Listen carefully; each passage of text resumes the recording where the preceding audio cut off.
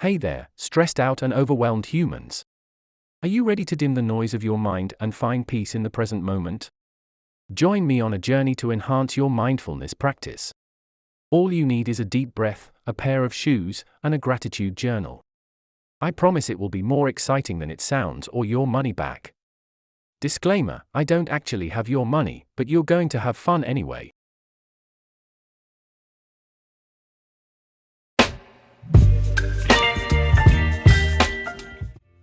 First, let's define mindfulness. Mindfulness is simply paying attention to something. As a practice, mindfulness cultivates the ability to become aware of your thoughts and feelings in the now. The goal is to synchronize your mind and body to be present in the moment and recognize what's happening around you. As you progress in your practice, you should develop the ability to observe without judgment. Because let's be honest, we all have that inner critic that's dying to come out and play. Now that you understand the basics, let's review the approaches you can take to get started on your journey. One way to foster your mindfulness practice is to take a few moments each day to stop and breathe. I know. This one seems like a no-brainer. We do it all the time. Got it covered? Well, kind of. The average adult takes around 12 to 20 breaths per minute. This can vary depending on stress, physical activity, and overall health, but we spend a lot of time breathing. The majority of the time, we are doing it involuntarily. But breathing can also be a voluntary exercise. Focused breathing, where we bring our attention to our breath, is an effective tool for improving mindfulness. Why? Breath is a natural stabilizer for the mind. Focusing on the breath can help bring the mind back to the present moment when it wanders. A wandering mind is an unhappy mind was a study that showed that people spend 46.9% of their waking hours thinking about something other than what they are doing. Of course, we need to think. It's crucial to the human experience. And not all wandering is bad. Mind wandering can be a valuable tool to generate new ideas and solve problems. The issue is that the study found that when your mind is wandering from your task at hand, from your present moment, then people report being less happy. And, when we have this mismatch between what we're currently doing and what we're thinking about, we become less happy regardless of if those thoughts are positive or negative. The key here is that not being present makes us unhappy. Focusing on the breath helps redirect your attention to the present moment, and it's the first step in many meditation practices. Breath control can help to create a sense of calm as our breath and nervous system are closely connected. By slowing the breath, we can activate the vagus nerve. This nerve is one of the mind-body nexuses in the human nervous system and oversees a vast array of crucial bodily functions. It is the longest cranial nerve in the body that runs from the brain all the way to your large intestine, taking a long, winding course through your body. In fact, vagus is Latin for wandering. This nerve is the main component of the parasympathetic nervous system, which is the system that helps us relax and slow down. A key component to channeling a chill lama. The benefits of breath control also extend to improving our focus and concentration. Think of focused breath work as training your attention muscle. It's like going to the gym since your attention muscle has strength and endurance. The strength of your attention muscle is choosing what to pay attention to, filtering out irrelevant information, while endurance involves maintaining constant vigilance toward an object. Not allowing yourself to be distracted by another shiny thing over there. Focusing on your breath is the first step to working out this muscle. It's helpful to understand that even when you focus on your breath, your thoughts and emotions will still be with you. Your goal is to keep bringing your attention back to breathing in and breathing out. There's a misconception floating around that breath work, and to a larger extent meditation, is about trying to sweep all of your thoughts away. The reality is that what you'll get by trying to make your mind blank is more thoughts somehow.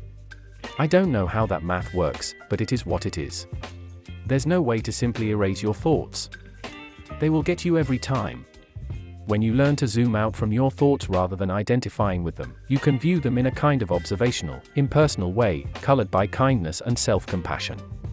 This is particularly important as many of our thoughts are heavily imbued with negative emotions.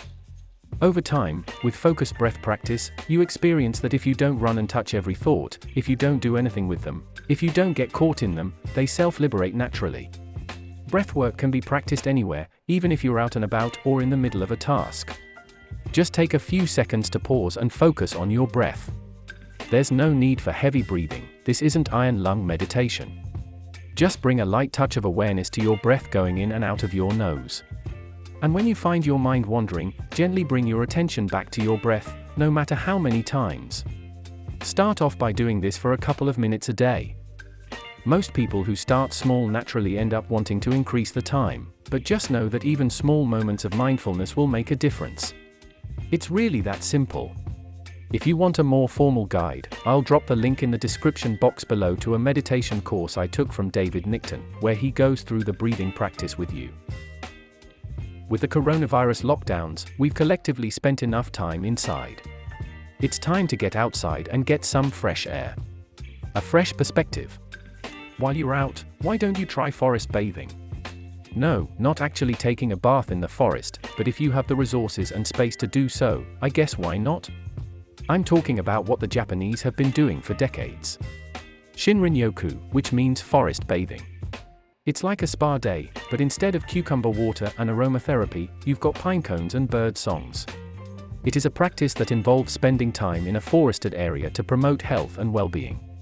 The idea is to use the 5 senses to connect with nature, such as by smelling the forest's fragrance, listening to the sound of the critters and water, and feeling the texture of the bark and leaves.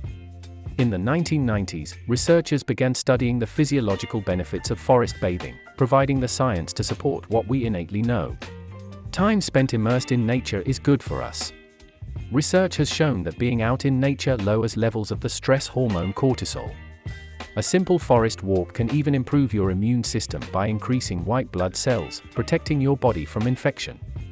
An exposure to daylight and fresh air can have positive effects on mood. Miyazaki, a professor at the Center for Environment, Health and Field Sciences at Chiba University, says, "Throughout our evolution, we've spent 99.9% of our time in natural environments. Our physiological functions are still adapted to it. During everyday life, a feeling of comfort can be achieved if our rhythms are synchronized with those of the environment." Forest bathing is not just for the wilderness lover. The practice can be as simple as walking in any natural environment and consciously connecting with what's around you. Think of it this way: when you're in nature, you're not bombarded by the constant distractions of technology, notifications, and traffic.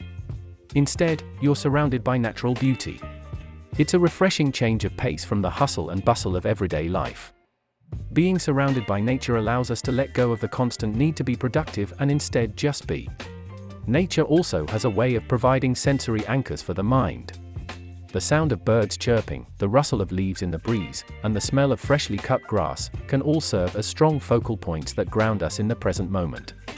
These sensory anchors can be incredibly helpful in maintaining focus and concentration. Going outside and enjoying nature can be an excellent way to develop your mindfulness practice, and here are some small habits you can incorporate into your life to start spending more time outdoors.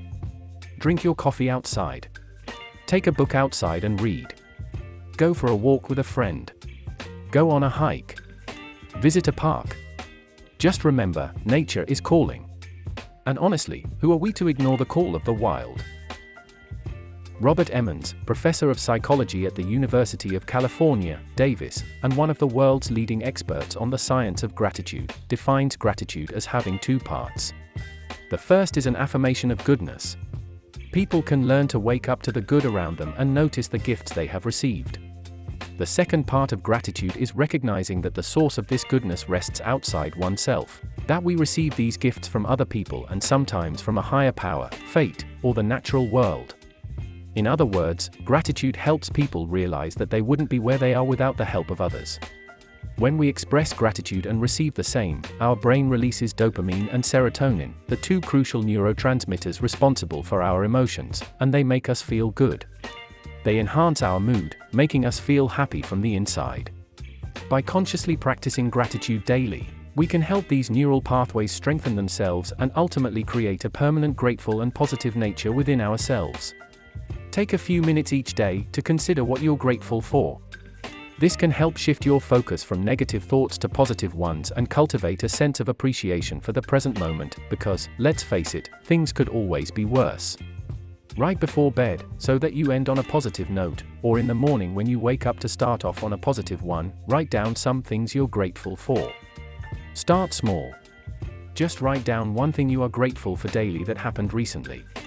At first, you'll pick obvious things. Some new gadget, your best friend, a roof over your head, but over time you'll start picking out things you weren't aware of. And that's the power of this practice, because it starts to reframe your outlook over time, and you pay attention to the positive things happening in your life. It's important to note that the mental health benefits of gratitude writing do not usually emerge immediately but gradually accrue over time. We're talking about rewiring our minds here, so don't be too surprised if you don't feel better right after the first session. Be patient and remember that the benefits of gratitude can be a slow burn.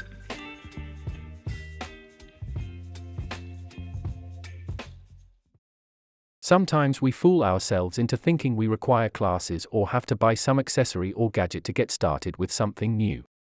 All of the options I mentioned before can be done for free or on the cheap, but maybe you don't live close to a forested area or don't want to start a meditation class.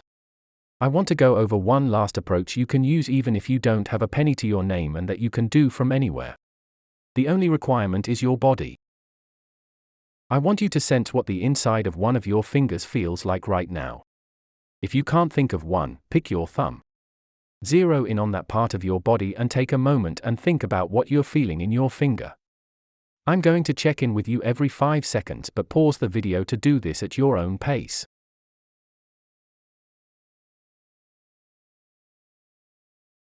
What does it feel like? There is no right or wrong answer.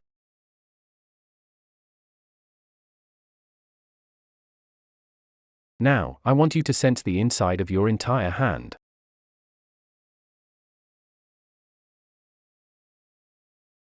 What does that feel like?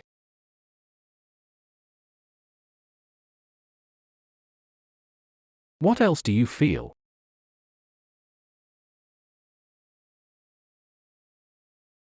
If you feel something, see if you can sense your whole arm from the inside. In the same way, just gradually expanding your senses from your finger to your shoulder. Take your time. Pause the video if you need to.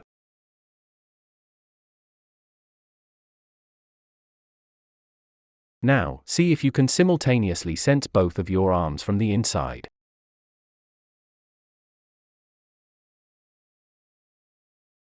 And if you can do that, add your legs to feel all your limbs from the inside.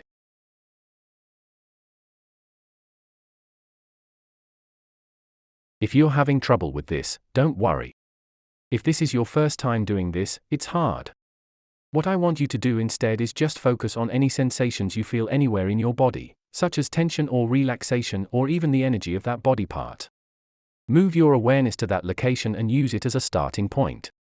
Then, gently expand your awareness from there. Eventually, the goal is to scan each body part, head to toe. That is presence. And what you're doing is not camping out in your mind. You are not interpreting your sense of your arms and legs through your mind, but tapping into how your body is experiencing your current state. That's a way to start a mindfulness practice that you can do immediately, no matter where you are in the world. If any of this resonated with you, make sure to show us some love by hitting that like button and subscribing. Take any or all of these approaches and find a few moments each day to incorporate these practices into your daily routine.